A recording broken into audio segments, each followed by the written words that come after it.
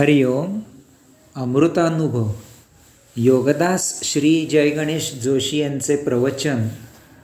अध्याय 10वा. ग्रंथ महिमा वर्णन. ओवी क्रमांक 19. ज्ञानदेवो म्हणे श्रीमंत हे अनुभवामृत, सेवोनी जीवनमुक्त हेची होतू.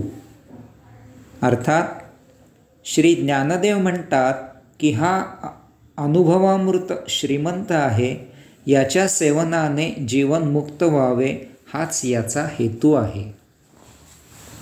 माऊली त्यांच्या या ग्रंथाला श्रीमंत असे संबोधित आहेत. हा ग्रंथ श्रीमंत वैभव संपन्न आहे. हा ग्रंथ आत्मपरब्रह्माचे ज्ञान आणि विज्ञान विशद करत आहे. यामुळे तो श्री म्हणजे महापवित्र शुद्ध आहे. त्यायोगे याचे श्रोते आणि वाचकही श्री होतील, शुद्ध होतील, पवित्र होतील, श्रीमंत होतील, वैभव संपन्न होतील.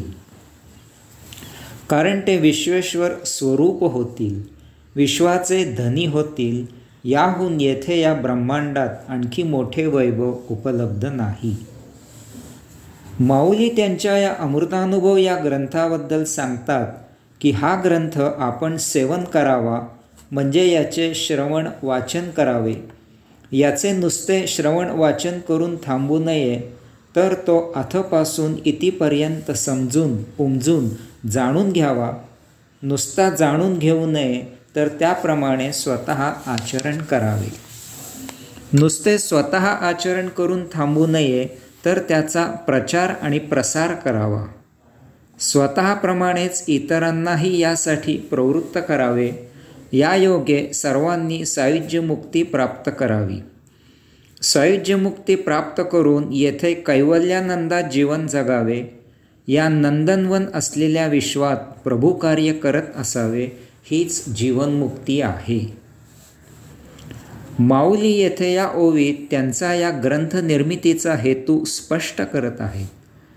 ते सांगतात की हा ग्रंथ रचण्यात माझा हाच एकमेव हेतू आहे.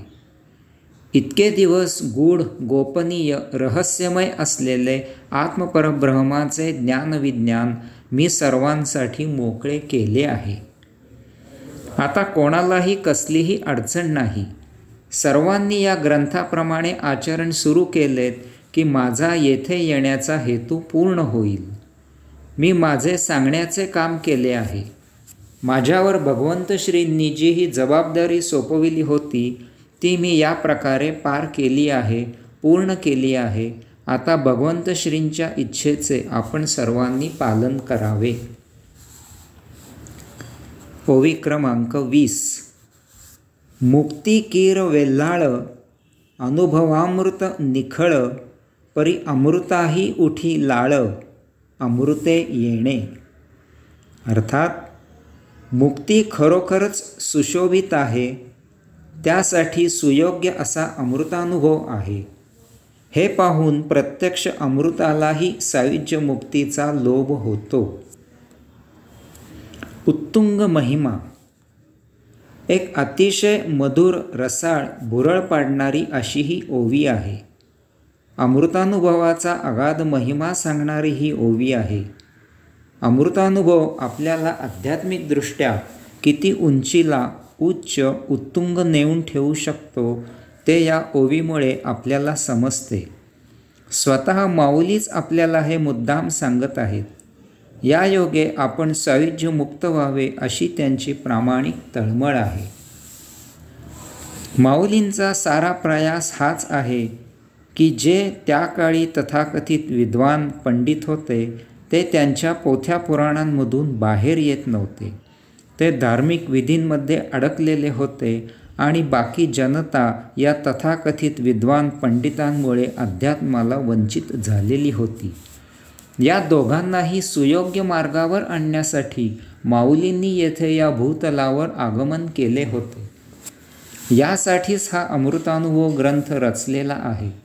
स्वतःला धार्मिक समजणारे आणि स्वतःला धर्मासाठी विनाकारण अनधिकारी समजणारे, अशा दोघांनाही हा ग्रंथ उपयुक्त आहे.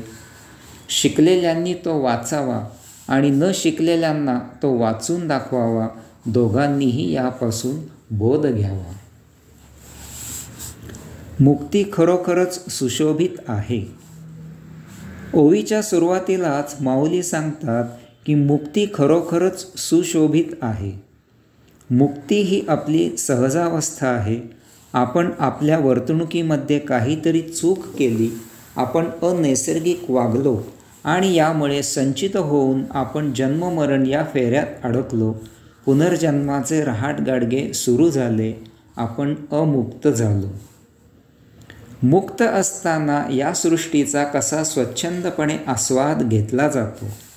आपले आचरण पूर्णपणे नैसर्गिक असते. तीच आत्मपरब्रह्माची मर्जी असते. यामुळे तेथे सुख नसते आणि दुःखही नसते. येथे फक्त आनंद असतो, मुक्त आनंद असतो. आपण पंचमहातत्वांमधून देह धारण केला आहे.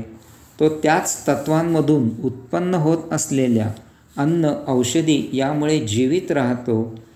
जन्म किंवा मृत्यू असे दोन्हीही आपल्या हाती नाही. ती आत्मपरब्रह्माची मर्जी असते. मग हे त्यामधील जीवनही आपल्या हाती नाही. याचा अर्थ मधले जीवनही आत्मपरब्रह्माकडूनच जगले जाते. तथापि आपण आपल्या भोगमय वृत्तीमुळे त्यात बदल करतो. येथे आत्मपरब्रह्म आपल्याला त्यासाठी सक्ती करत नाही. ते आपण काय करतो त्याची लीला अवलोकन करते. यामुळे आपण त्याच्या मर्जीविरुद्ध वर्तन करतो आणि त्याचे संचित होऊन आपण यमधर्मात अडकतो. येथे जीवनाची सारी शोभा हरवते, कुस्करली जाते. मुक्त जीवन म्हणजे आत्मपरब्रह्माची मर्जी असते. तेथे केवळ सृजन असते. आपण निसर्गाप्रमाणे वर्तन करतो. ती नियतीची इच्छा असते. काहीही न चुरगाळता, कशालाही जराही धक्का न लावता सर्व व्यवहार सुरळीत पार होतात. यामुळे सर्वच समाधानी असतात.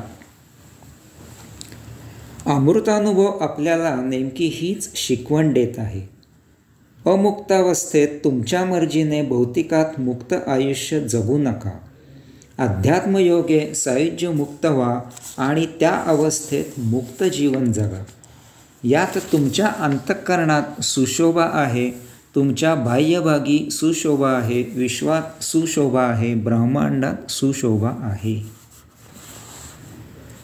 त्यासाठी सुयोग्य असा अमृतानुभव आहे. मुक्त जीवन कसे जगावे, मुक्ती कशी प्राप्त करावी याचे उत्तम मार्गदर्शन माऊलींनी अमृतानुभव या त्यांच्या ग्रंथात केले आहे. सर्वप्रथम माऊलींनी सांख्ययोग सांगितला.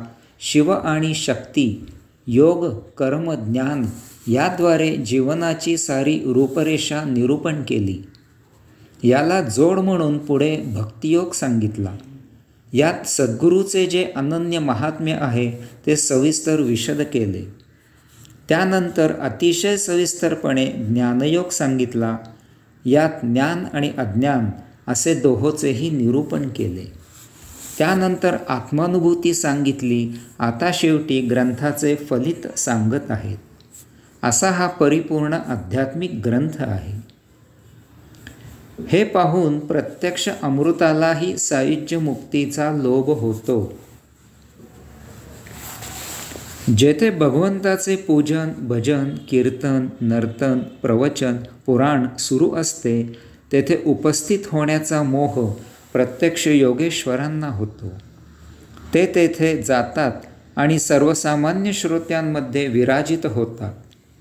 तो भक्तीचा सोहळा न्याहाळावा असा मोह प्रत्यक्ष श्रीहरीला आवरत नाही.